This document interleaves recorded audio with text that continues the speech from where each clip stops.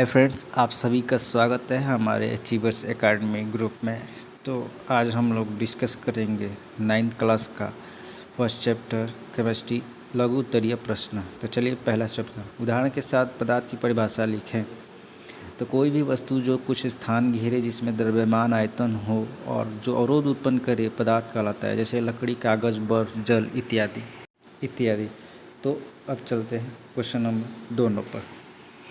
उदाहरण के साथ द्रव्य की परिभाषा लिखें। द्रव्य एक प्रकार का पदार्थ है जिसे किसी भी भौतिक प्रक्रिया की सहायता से पदार्थ को अन्य प्रकारों में विभक्त नहीं किया जा सकता है, जैसे चीनी एक द्रव्य है। क्वेश्चन नंबर 3, ठोस एवं द्रव्य में कोई 3 अंतर बताएं। तो पहला अंतर कि ठोस पदार्थ की आकृति निश्चित होती है, द्रव्य में इसकी आकृति अनिश्चित होती है। ठोस में बहाव की प्रवृत्ति नहीं पाई जाती है, द्रव्य में पाई जाती है। और ठोस पदार्थ के द्रवणांक व क्वथनांक प्राय उच्च होते हैं और द्रव्य के प्राय कम होते हैं। क्वेश्चन नंबर 4, ऊर्ध्वपातन क्या है कि नहीं 3 द्रव्यों के नाम लिखे जो गर्म किए जाने पर ऊर्ध्वपातित हो जाते हैं। तो ऊर्ध्वपातन ऐसी प्रक्रिया है जिसमें कोई ठोस पदार्थ गर्म किए जाने पर बिना द्रव में परिवर्तित हुए सीधे वाष्प की अवस्था में बदल जाती है और उस वाष्प को ठंडा करने पर वह बिना द्रव रूप में परिवर्तित हुए सीधे मूल अवस्था में परिवर्तित हो जाता है, वही ऊर्ध्वपातन कहलाता है। जैसे अमोनिया क्लोराइड, आयोडीन और कपूर। क्वेश्चन नंबर 5, द्रव के हिमांक से आप क्या समझते हैं। तो वह ताप जिस पर कोई पदार्थ द्रव की अवस्था से ठोस की अवस्था में परिवर्तित होता है द्रव का हिमांक कहलाता है, और यह प्रक्रिया द्रव का जमना भी कहलाता है। क्वेश्चन नंबर 6, द्रवण की गुप्त ऊष्मा क्या है। तो द्रवणांक पर किसी पदार्थ की ठोस अवस्था से द्रव अवस्था में परिवर्तित होने पर जितनी ऊष्मा अवशोषित होती है उसे द्रव का गुप्त ऊष्मा कहते हैं। क्वेश्चन नंबर 7, वाष्पन की गुप्त ऊष्मा से आप क्या समझते हैं। क्वथनांक पर किसी द्रव के गैस में परिवर्तित होने पर जितनी ऊष्मा का अवशोषण होता है वाष्पन की गुप्त ऊष्मा कहलाती है। 8 क्वेश्चन नंबर 8, आप कैसे सिद्ध करेंगे कि वाष्पन से ठंडक उत्पन्न होती है। वाष्पन की क्रिया द्रव के सतह पर होती है। सतह पर वाले द्रव के कण द्रव के भीतरी भाग से ऊष्मा ऊर्जा ग्रहण करके अत्यधिक ऊर्जा प्राप्त कर लेते हैं, जिससे ये गैस के रूप में वायु में चले जाते हैं। इससे द्रव का ताप कम हो जाता है और वह ठंडा हो जाता है। जैसे एग्जांपल में अपनी हथेली पर 1 या 2 बूंद स्पिरिट या ईथर रखें, हथेली आप ठंडक का अनुभव करेंगे।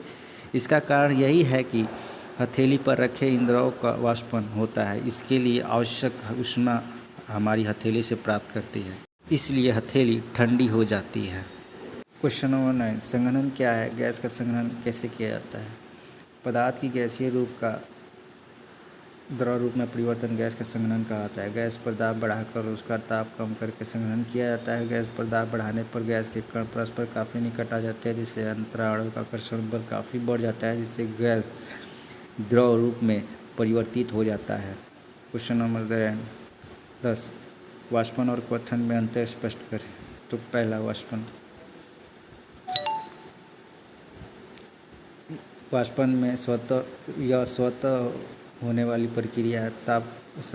प्रक्रिया है जो सभी तापों पर होती है। क्वथन में यह एक निश्चित ताप पर ही होता है, जिसे द्रव का क्वथन। यह द्रव के सिर्फ ऊपरी सतह पर ही होता है, यह संपूर्ण द्रव में होता है, जिससे द्रव के भीतरी भागों से बुलबुले निकलते हैं। क्वेश्चन नंबर 11, गैस के दाब से आप क्या समझते हैं। तो बर्तन की दीवारों के प्रति इकाई क्षेत्रफल पर गैस के कण द्वारा आरोपित बल गैस का दाब कहलाता है। क्वेश्चन नंबर 12, ठोस पदार्थ की आकृति और आयतन निश्चित क्यों होती है। ठोस पदार्थ की आकृति और आयतन निश्चित इसलिए होती है क्योंकि ठोस पदार्थों के कण न तो एक दूसरे के निकट आ सकते हैं न दूर ही जा सकते हैं, तो ठोस पदार्थ की आकृति कायम रहती है और इसी कारण उसका आयतन भी स्थिर रहता है। क्वेश्चन नंबर 13, द्रव का वाष्पन कैसे होता है। तो द्रव के कण अनवरत गमन करते हैं तथा परस्पर टकराते रहते हैं। वायु में खुला छोड़ देने पर ये वायु के कणों के साथ भी टकराते हैं। ऐसी अवस्था में द्रव की सतह वाले द्रव कण अतिरिक्त ऊर्जा प्राप्त कर लेते हैं। इनकी ऊर्जा इतनी बढ़ जाती है कि इन पर द्रव के भीतरी कणों का आकर्षण समाप्त हो जाता है। फलतः ये कण जल की सतह छोड़कर वाष्प में परिवर्तन हो वायु में चले जाते हैं। क्वेश्चन नंबर 14, पदार्थ की प्लाज्मा अवस्था की क्या उपयोगिता है। तो इस अवस्था का उपयोग प्रतिदिन ट्यूब और नियॉन संकेत वाले बल्ब के निर्माण में किया जाता है। प्रत्येक ट्यूब में हीलियम और या कुछ अन्य गैस भरी रहती है। गैस से होकर विद्युत धारा प्रवाहित होने पर विशिष्ट रंग युक्त अधिक होता है, प्लाज्मा उत्पन्न होता है। यह विशिष्ट रंग गैस की प्रकृति पर निर्भर करता है। 15 नंबर क्वेश्चन, निम्नलिखित के लिए कारण होता है। पहला, गर्म पके हुए खाद्य पदार्थ की गंध एहसास हमें कुछ देर में ही हो जाता है, ठंडे पदार्थ में नहीं। क्यों? तापमान बढ़ने से कणों की गति तेज हो जाती है, अतः गर्मा गर्म खाने की गंध कई मीटर दूर से ही पहुंच जाती है। ठंडे खाने की महत्व पाने के लिए निकट जाना पड़ता है, क्योंकि कम तापमान पर कणों की गति कम होती है। क्वेश्चन नंबर 2, बिना कोई अवशेष छोड़े ही कपूर गायब हो जाता है, क्यों? कपूर का ऊर्ध्वपातन होता है, जिससे वह सीधे गैस अवस्था में परिवर्तित हो जाता है। क्वेश्चन तीसरा, बर्तन की दीवारों पर गैस का ताप आरोपित करता है, क्यों? गैस की अणु बहुत तेज गति से इधर उधर घूमते रहते हैं, जिससे बर्तन की दीवारों पर टकराकर दबाव डालता है। क्वेश्चन नंबर 4, क्वथनांक पर द्रव का ताप स्थिर रहता है, क्यों? क्योंकि गर्म करने पर जब द्रव पूरा का पूरा वाष्प में नहीं बदल जाता, तब तक द्रव का तापमान क्वथनांक पर स्थिर रहता है। क्वेश्चन नंबर 5, गर्मी के दिनों में सफ़ेद वस्त्र पहनना पसंद करते हैं, क्यों? क्योंकि काली या गाढ़े रंग वाली वस्तुएं सफ़ेद या हल्के रंग वाली वस्तुओं की तुलना में अधिक मात्रा में ऊष्मा का अवशोषण करती है, इसलिए गर्मी के दिनों में लोग सफ़ेद वस्त्र पहनना अधिक पसंद करते हैं। तो हमारा ये लघु उत्तरीय क्वेश्चन समाप्त हुआ। तो ये वीडियो थोड़ा लंबा ना होने के कारण इसलिए थोड़ा फास्ट हम बताए हैं। इस टॉपिक को सारे क्वेश्चन को बताए हैं फास्ट में। अगर आप सभी को अगर कोई टॉपिक में डाउट हो रहा है तो हम सभी टॉपिक का एक अलग वीडियो बनाए हुए हैं, उसमें विस्तार से समझाए हैं। उस टॉपिक पे जाके आप उसको पढ़ सकते हैं। इसमें सिर्फ क्वेश्चन आंसर है, तो इसलिए हम इसमें फास्ट थोड़ा बताए हैं, ठीक है। तो आशा कर अगर इसी तरह आपको और भी क्वेश्चन चाहिए तो कमेंट बॉक्स में ज़रूर बताएं। आशा करता हूं कि आप सभी को वीडियो पसंद भी आया होगा।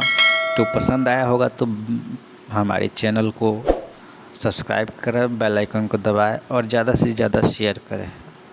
धन्यवाद।